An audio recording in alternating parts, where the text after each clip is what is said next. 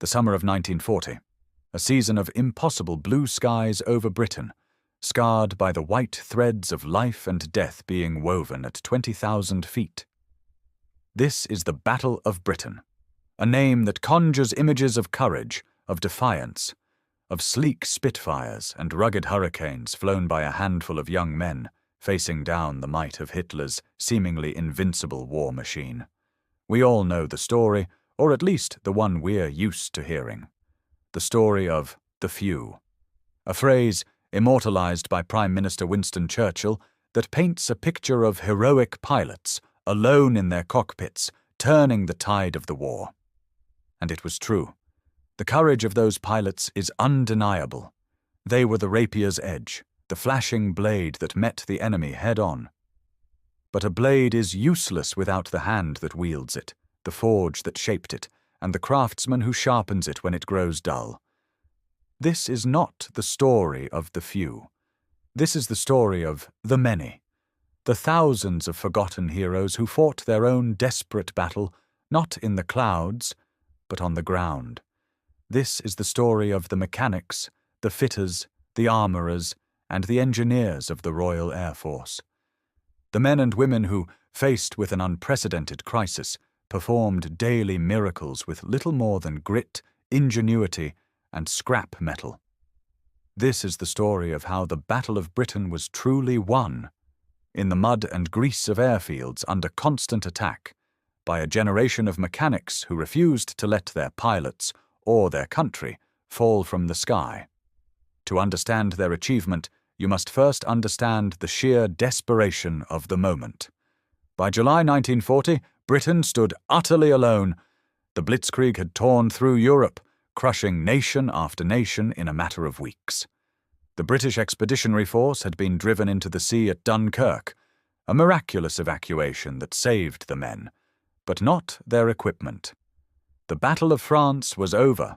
The Battle of Britain was about to begin. Across the Channel, the German Luftwaffe was the largest and most feared air force in the world. It was a force hardened by combat in Spain and Poland, confident and numerically superior. On paper, the numbers were terrifying. The Luftwaffe amassed over 2,500 aircraft to throw at the British Isles. Bombers like the Heinkel 111 and Junkers 88, and the formidable Messerschmitt Bf 109 fighter. Against this aerial armada, RAF Fighter Command, led by the pragmatic Air Chief Marshal Sir Hugh Dowding, could muster just over 700 serviceable fighters on a good day. The RAF was outnumbered, facing an enemy with more planes, more combat experience, and a chilling record of swift, brutal victories. Hitler's plan, codenamed Operation Sea Lion, was the full-scale invasion of Britain. But before a single German soldier could land on a British beach, the Luftwaffe had to achieve one critical objective: complete air superiority. They had to wipe the Royal Air Force from the sky. The German offensive began not with a bang, but with a calculated squeeze. In July, they targeted British shipping convoys in the English Channel, attempting to lure RAF fighters into costly skirmishes and wear them down. Then, on August 13, 1940, the main assault began. The Luftwaffe unleashed Adlertag, Eagle Day, a massive, coordinated attack designed to smash fighter command to pieces. Their new targets were the nerve centers of the RAF, the radar stations, the command posts, and, most importantly, the airfields. Day after day, waves of German bombers, escorted by swarms of fighters, pounded the airfields of southern England. The goal was simple and brutal: destroy the British fighters on the ground and crater the runways so the survivors couldn't take off. And it was terrifyingly effective. The airfields of No. 11 Group, which bore the brunt of the assault in the southeast, were hammered relentlessly. Airfields like Manston, Biggin Hill, and Hornchurch became landscapes of fire, smoke, and craters. The pilots flying from these bases were pushed to their absolute limits. Scrambling multiple times a day, they would land, exhausted, from one brutal dogfight, only to be told to refuel, rearm, and get back in the air within minutes. The strain was immense, But for every pilot lost, another took his place. The real crisis, the one that threatened to break fighter command, wasn't a shortage of courage. It was a shortage of aircraft. A fighter plane in 1940 was a complex, fragile beast. A single well-placed cannon shell could sever a hydraulic line. A burst of machine gun fire could puncture a radiator. A rough landing could buckle the undercarriage. For every plane shot down in flames, 2 or 3 would limp back to base, battered but potentially salvageable. Under normal circumstances, these damaged aircraft would be sent away to specialist repair depots or back to the factories. But these were not normal circumstances. The factories, under the energetic but ruthless direction of Lord Beaverbrook, the Minister of Aircraft Production, were performing miracles in building new planes. But the pace of losses was staggering. In the desperate weeks of late August and early September, Britain was losing fighters faster than they could be built. The official repair pipeline was too slow, too bureaucratic, too far removed from the front lines. Sending a damaged Spitfire away could mean it was out of action for weeks, and the RAF didn't have weeks. They barely had hours. The equation was brutally simple. If a plane couldn't be fixed on site, and fixed fast, it was as good as destroyed. The number of serviceable aircraft available each morning was dwindling to critical levels. Dowding and his commanders watched the numbers with growing dread. The Luftwaffe's strategy of attrition was working. The blade was growing dull, and the breaking point was near. It was in this crucible of desperation, with the fate of the nation hanging by a thread, that the ground crews stepped out of the shadows. They were the fitters, the riggers, the armourers, men who knew every nut, bolt, and wire of their aircraft. And they knew that if they followed the rules, the battle would be lost. They saw the piles of wreckage growing at the edge of their fields, planes deemed write-offs, destined for the scrap heap. And in that wreckage, they didn't see junk. They saw a lifeline. They were about to launch their own counter-offensive, one that wouldn't be fought with machine guns, but with wrenches, rivet guns, and sheer bloody-minded determination. They were about to change the course of the Battle of Britain. For the pilots of Fighter Command, the day was a frantic cycle of scramble, combat, and landing. But for the ground crews, the day never truly ended. Their battle began the moment a damaged aircraft shuddered to a halt on the grass, and it didn't end until that same machine was ready to fly and fight again. They were known by many names. Urks, a slang term for air craftsmen. Trenchard's brats, after the founder of the RAF. But to the pilots they served, they were simply, and affectionately, the spanner bashers. The pressure was inhuman. The standard turnaround time for a fighter, refueling and rearming, was meant to be under 30 minutes. During the height of the battle, crews at airfields like Biggin Hill got it down to less than 10 minutes to pump 85 gallons of high-octane fuel into a Spitfire and to reload its 8 Browning machine guns with 2,400 rounds of ammunition. 10 minutes to check the engine, the oxygen, the hydraulics, and give the pilot a thumbs up to go back into the fray. But this frantic, high-speed ballet was for the undamaged planes.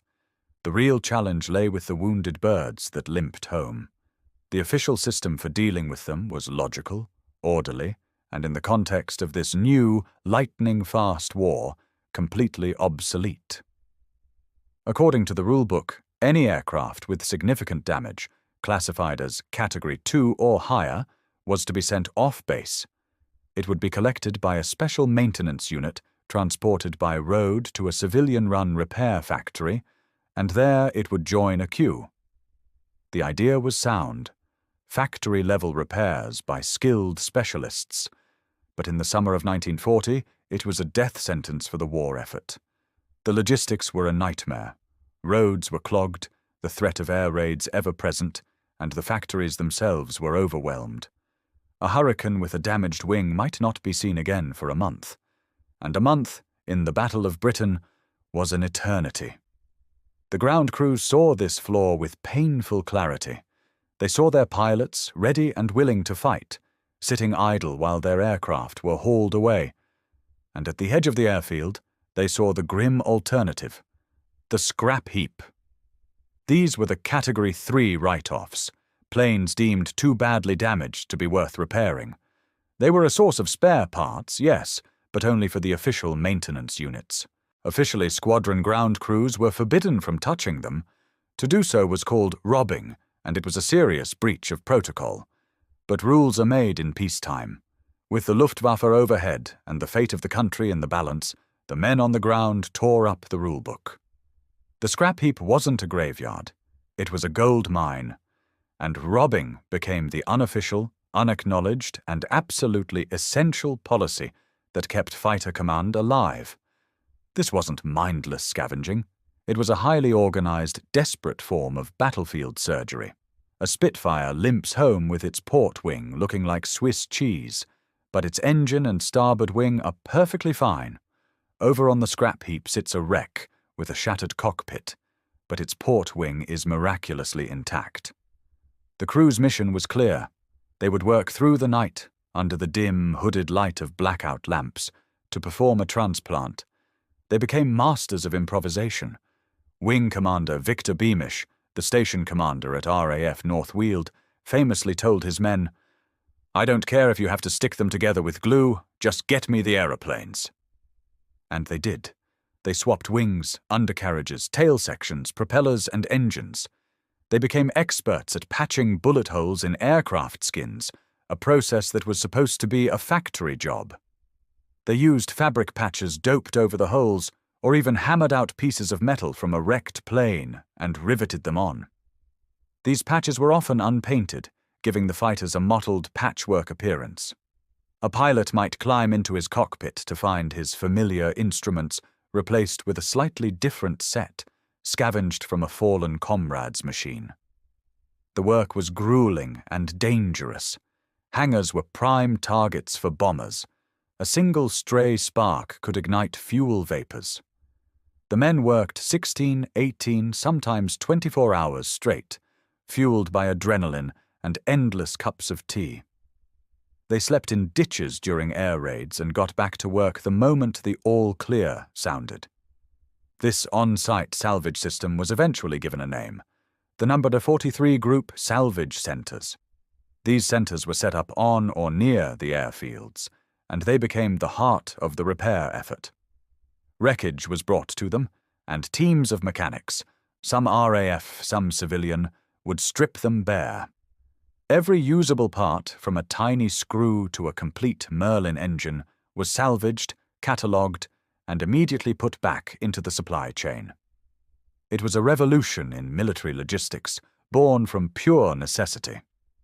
Lord Beaverbrook, the Minister of Aircraft Production, a man who cared for results above all else, quickly saw the value in this.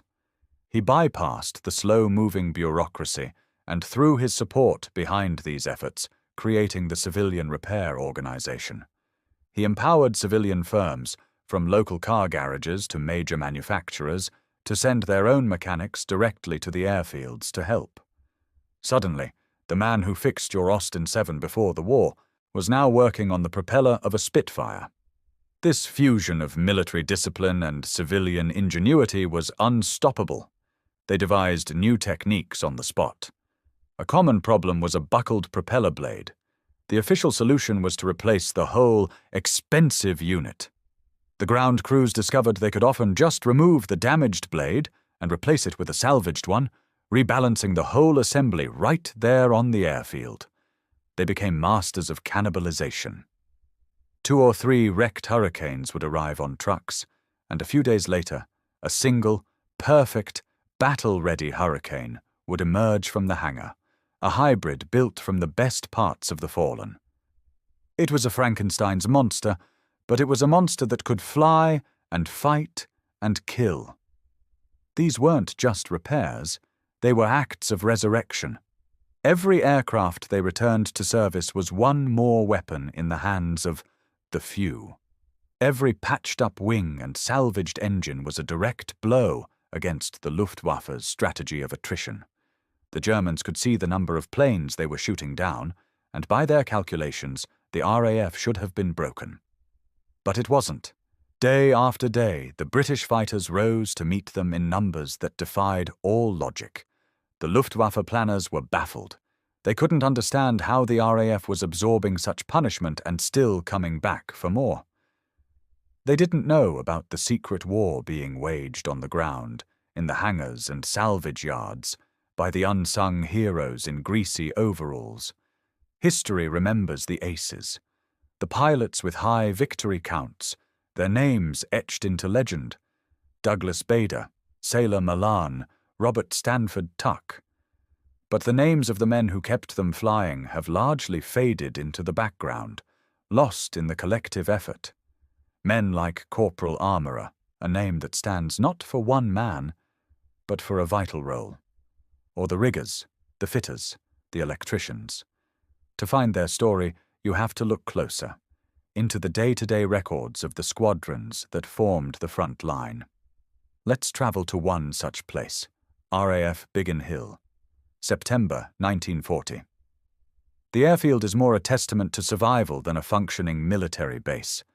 The hangars are twisted skeletons of blackened steel, the runways are a patchwork of hastily filled bomb craters, and the administrative buildings are shattered ruins.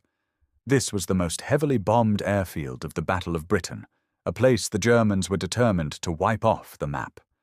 And stationed here, living and working amidst the constant threat of death, was No. 79 Squadron. 79 Squadron flew the Hawker Hurricane, the rugged, dependable workhorse of fighter command. And keeping those Hurricanes flying was a team of ground crew who had elevated improvisation into an art form. Their story isn't about one single famous mechanic, but about a collective of anonymous heroes who together achieved the impossible. Let's call them the Nissen Hut Heroes, because their workshop was no longer a grand hangar, but a hastily erected corrugated iron Nissen hut, hidden amongst the trees at the edge of the airfield to avoid the bombs. Their unofficial leader was a man who embodied the spirit of the ground crews, Flight Sergeant George Happy Hoppy. He wasn't a high-ranking officer, but his experience and unwavering calm made him the squadron's rock. Hoppy had been an RAF mechanic since the days of biplanes, and there wasn't a piece of machinery he couldn't understand or a problem he couldn't solve. One afternoon in early September, the squadron's star pilot, a young flight lieutenant, limped back to Biggin Hill. His Hurricane, serial number P3878, was a wreck. He had been in a dogfight with a Messerschmitt 109 and had won, but at a terrible cost. The enemy's cannon shells had ripped through his port wing, shattering the main spar, the structural backbone of the wing itself. The hydraulics were gone, meaning his landing gear wouldn't come down. He'd been forced to perform a belly landing, skidding across the grass in a shower of sparks and dirt. The pilot was shaken but unhurt. His aircraft, however, was a write-off. The station's technical officer took one look at the shattered wing spar and the mangled underside and tagged it Category 3. It was destined for the scrap heap. For Flight Sergeant Hoppy and his team, this was simply unacceptable. This pilot was one of their best, and he needed his aircraft. More than that, the squadron was down to just 5 serviceable planes. Losing another one was a crippling blow. The rulebook said the plane was finished. Happy Hoppy had other ideas. Fixing a main spar was considered impossible outside of a factory. It was a complex, stressed component that had to be perfect. A failure in flight meant the wing would simply fold up, sending the pilot into an uncontrollable spiral. But Hoppy had seen a similar type of damage on a wrecked plane over in the salvage corner just the day before. That wreck had been hit in the cockpit, but its port wing was, amazingly, in one piece. The plan was audacious. They would perform a full wing transplant right there, in the open, next to their Nissen hut. This was a monumental task, far beyond the scope of squadron-level maintenance. A Hurricane's wing was not like a car door. It was an integral part of the aircraft, containing fuel lines, hydraulic pipes, machine guns, ammunition feeds, and complex electrical wiring. Hoppy gathered his team. There was Taffy, the rigger, an expert on the airframe and control surfaces. There were the two young armourers, barely 20 years old, who knew the Browning machine guns inside and out. And there was Sparky, the electrician, who was tasked with the nerve-wracking job of splicing dozens of wires back together. They worked through the night. The air raid sirens wailed intermittently, forcing them to down tools and dive for the nearest slit trench, their hearts pounding as the ground shook from distant, and sometimes not so distant, explosions. As soon as the all-clear sounded, they were back at it, their work illuminated by the ghostly glow of fires on the horizon. First, they had to detach the wing from the wrecked donor aircraft. This meant hours of painstaking work, carefully disconnecting every line and unbolting hundreds of high-tensile steel bolts that held the wing to the fuselage. They then had to physically manhandle the salvaged wing, a piece of equipment weighing nearly half a ton, across the muddy field to the damaged Hurricane. Then came the even harder part, attaching it. Taffy the rigger was the master here. The alignment had to be perfect, down to a fraction of an inch. A misaligned wing would make the plane unstable, impossible to fly straight. He used makeshift plumb bobs and spirit levels, shouting instructions as the team sweated and strained to hoist the wing into place.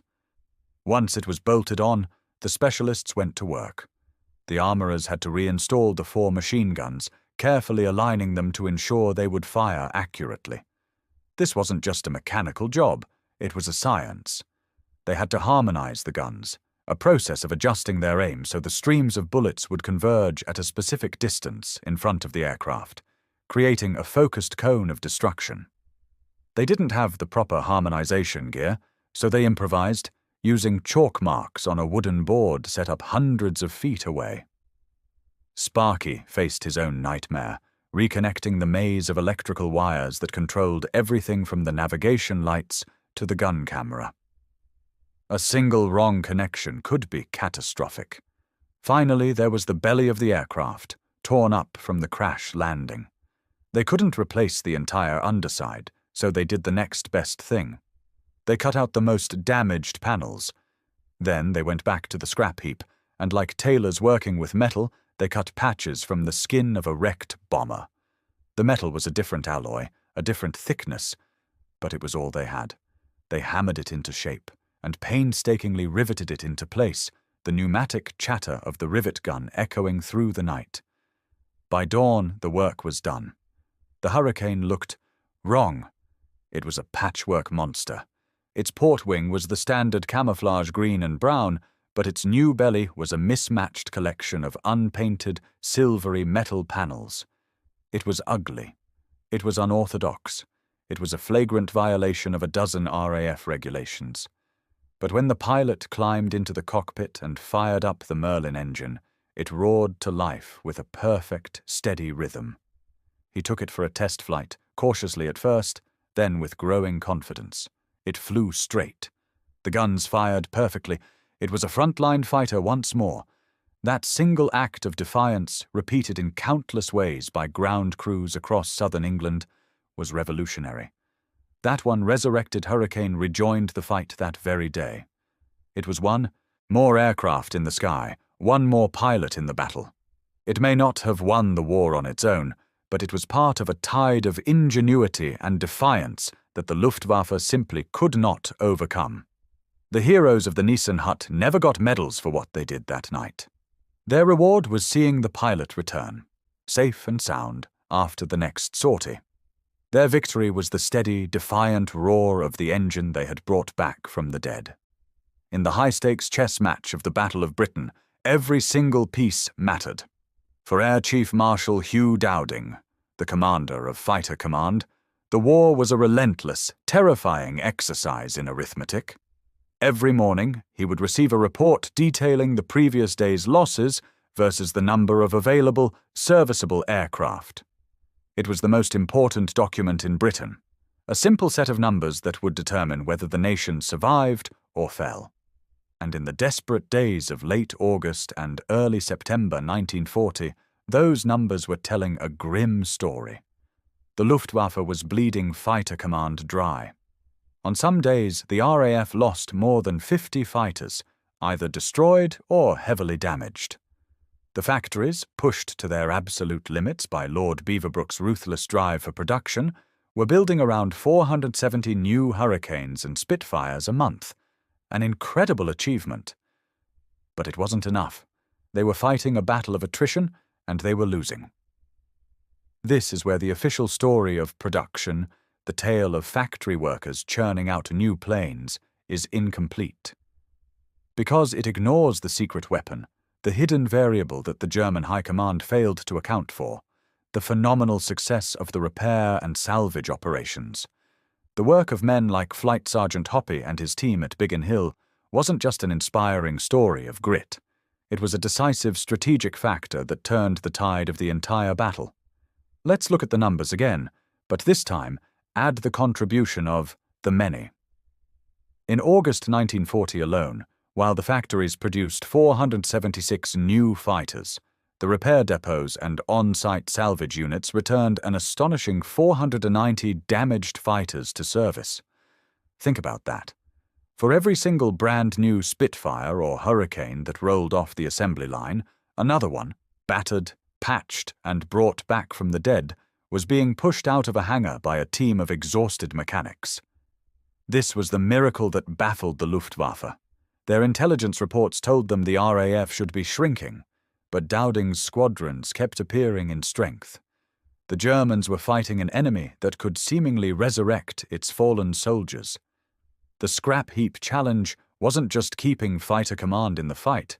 It was, at the most critical moment, outpacing new production entirely. The man at the top, Lord Beaverbrook, the Minister of Aircraft Production, was a controversial figure. A hard-driving newspaper baron, he was known for his abrasive style and his habit of bulldozing through procedure. But he understood one thing perfectly: results. When he saw the incredible efficiency of the on-site repair crews, he didn't try to shut them down for breaking the rules. He supercharged them. Beaverbrook's civilian repair organization was a stroke of genius. He mobilized Britain's industrial heartland, not just in the giant factories, but in the small workshops. He sent teams of civilian experts, panel beaters from car body shops, engineers from railway yards, directly to the front-line airfields. These men brought their own skills and a can-do attitude that perfectly matched the RAF ground crew's own. They weren't bound by military protocol, they were problem solvers. This created a virtuous cycle. A damaged Hurricane would land. The RAF crew would diagnose the problem. If they needed a specialist, a welder for instance, a man from a local garage, now part of the CRO, would be there within hours to help. This synergy of military and civilian effort slashed repair times from weeks to days, and sometimes even to hours. The impact was felt most keenly during the battle's climax. From the 7th of September, the Luftwaffe, frustrated by its failure to destroy the RAF, changed tactics. They began their massive terror-bombing campaign against London, the Blitz. This was a fateful error. While it inflicted terrible suffering on the city, it gave the battered airfields of No. 11 Group a desperately needed breathing space. In that brief respite, the ground crews worked with a feverish intensity. The flow of repaired aircraft became a torrent. Squadrons that had been reduced to a handful of planes were suddenly reinforced. Pilots who had been left waiting for a new machine were given a resurrected, patched-up fighter and sent back into the sky. This led directly to the decisive day of the conflict, September 15th, 1940, now commemorated as Battle of Britain Day. On that morning, the Luftwaffe launched 2 enormous waves of bombers and fighters, convinced that one final massive blow would shatter the RAF for good. They expected to face a depleted, exhausted foe. Instead, thanks to the tireless work of the ground crews, Fighter Command met them in greater strength than it had for weeks. The squadrons were up to number, the pilots were confident, The Luftwaffe planners were stunned. Everywhere they turned, they were met by squadrons of Spitfires and Hurricanes. The sheer scale of the RAF's resistance shattered their morale. They had bet everything on the RAF being broken, and they were wrong. The German losses were devastating and unsustainable. After the mauling they received on September 15th, the Germans knew they had failed. 2 days later, Hitler officially and indefinitely postponed Operation Sea Lion, the invasion of Britain. He would never get his air superiority. The battle was won. The victory didn't just belong to the pilots. It belonged to every mechanic who worked through an air raid to fix a fuel line. It belonged to every rigger who aligned a salvaged wing by eye. It belonged to every armourer who harmonized the guns on a patchwork fighter. And it belonged to the leaders like Dowding and Beaverbrook, who had the wisdom to recognize that a battle like this wasn't won by following the rules, but by getting the job done. The Battle of Britain proved that a nation's resilience isn't just measured in the courage of its warriors, but in the ingenuity of its workers. The sky over Britain was kept free, not only by the silver wings of the Spitfire, but by the greasy hands that held them together with rivets, resourcefulness, and pure, unyielding will. Today, these aircraft are legends cast in metal. They are priceless artifacts, lovingly restored and maintained by enthusiasts who treat them as works of art. We see them at air shows, hear the unique, magical roar of their Merlin engines, and we are transported back in time. They are a symbol of a victory against impossible odds, a testament to the designers who conceived them and the pilots who flew them. But as we look at these polished, perfect machines, it's easy to forget what they once were. In the summer of 1940, they were not museum pieces. They were weapons, tools, and like any tool used in a desperate struggle, they were often battered, bruised, and broken. The fighters that won the Battle of Britain were not always the pristine machines we see today. They were often ugly. They were hybrids, monsters of mismatched parts, their skin a patchwork of camouflage paint and bare metal, held together by the sweat and ingenuity of the men on the ground. The story of the Battle of Britain is a story of two fronts. The first was the spectacular, terrifying war fought in the skies, a three-dimensional battle of speed, skill, and incredible bravery. This is the front of the few, and their glory is eternal. But the second front was fought on the ground, in the mud and the dark, amidst the craters and the wreckage. It was a war fought with wrenches instead of machine guns, with rivet guns instead of cannons. It was a war against time, against bureaucracy, and against the simple, brutal arithmetic of attrition. This was the front of the many, the thousands of anonymous ground crew, and their victory, though less visible, was no less vital. Imagine being one of them. You are 20 years old. A few months ago, you were fixing tractors on a farm or tinkering with motorcycles in a garage. Now, you are responsible for a machine that costs more than a row of houses, and the life of its pilot, your friend, depends entirely on your work. You work 18-hour days, 7 days a week. You sleep in a hut that shakes every time a bomb falls. The air you breathe is thick with the smell of oil, aviation fuel, and cordite. You learn to work in the dark, with only a sliver of hooded light, because any bright lamp could guide a bomber to your doorstep. You learn the difference between the sound of a friendly Merlin engine and the unsynchronized drone of a German Heinkel. You learn to eat standing up, to sleep in a trench, and to keep working even when your body is screaming for rest. Why did they do it? They weren't paid more for it. They rarely got medals for it. They did it because they understood the reality of their situation with a clarity that no one else could. They saw the pilots, men their own age, climb into the cockpits time and time again, facing odds of 3 or 4 to 1. They saw them come back, exhausted, sometimes wounded, sometimes not at all. And they knew that their job was to give that pilot a fighting chance for the next day. The bond between a pilot and his ground crew was one of the most powerful, unspoken contracts of the war. A pilot trusted his rigger to ensure his plane would respond instantly. He trusted his fitter to ensure the engine wouldn't quit in the middle of a dogfight. He trusted his armorer to ensure his guns wouldn't jam at the one critical moment. That trust was sacred, and the ground crews would move heaven and earth to honor it. They didn't just fix machines, they were the guardians of the men who flew them. This spirit of improvisation, this refusal to accept defeat, became the defining characteristic of the entire British war effort. It was a people's war, and nowhere was that more true than on the airfields. The idea that a problem could be solved with whatever was at hand, that rules were secondary to results, was a powerful antidote to the rigid, top-down doctrine of the enemy. The Luftwaffe was a magnificent, professional, but ultimately inflexible machine. Fighter Command, thanks to its ground crews, was a living, breathing, adaptable organism that could heal its own wounds. The world we live in today was shaped by the outcome of that summer. The postponement of Operation Sea Lion was a turning point.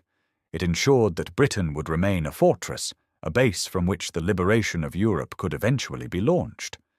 It was the first major defeat for Hitler's war machine, cracking the myth of its invincibility.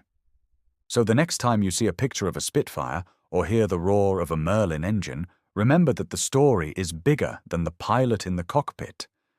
Remember the thousands of heroes in oily overalls. Remember the men who could build one working fighter from the wreckage of 3 broken ones. Remember the Nissan hut workshops, the scavenged parts, the mismatched panels, and the sheer bloody-minded determination that refused to let the Royal Air Force be broken. They were the mechanics who fixed fighter planes with scrap metal. They were the force multipliers, the miracle workers, the forgotten army that won the war on the ground. They were the many, and without them, the few could never have succeeded. Their names may be lost to history, but their legacy is written in the skies and in the freedom that was won during that long, desperate summer of 1940.